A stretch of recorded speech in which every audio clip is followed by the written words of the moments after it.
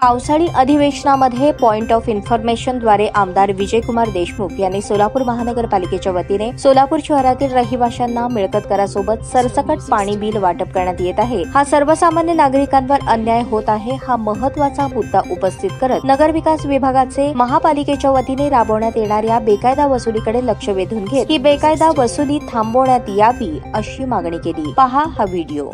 विजय देशमुख साहेब। अध्यक्ष महोदय, सोलापूर महानगरपालिका वतीनं जे कर आकारणी केली जाते त्या कर आकारणीमध्ये पाणीपट्टी हा कर सरसकट सगळ्याच जनतेला पाणीपट्टी हा खाजगी कर आकारणी केली जाते।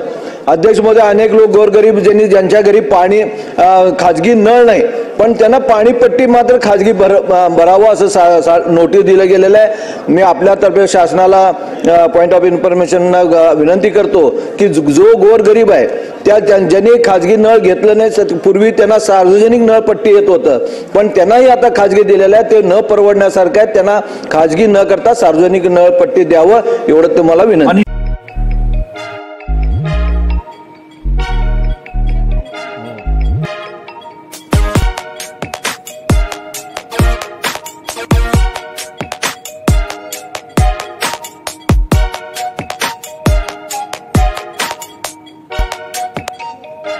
सोलापूर शहरातील सुप्रसिद्ध हॉस्पिटल म्हणजे सेंट्रल मल्टी स्पेशालिटी हॉस्पिटल मागील अनेक वर्षापासून सेवा बजावत आहे। 24 तास इमर्जन्सी सर्व्हिस, मॉडर्न टेक्नॉलॉजी, अनुभवी डॉक्टर्स तसेच अत्याधुनिक तंत्रज्ञान सुविधांनी सुसज्ज स्त्रीरोग प्रसूती विभाग, ऑर्थोपेडिक विभाग, मेडिकल विभाग आणि इतर एकमेव नाव म्हणजे सेंट्रल मल्टी स्पेशालिटी हॉस्पिटल।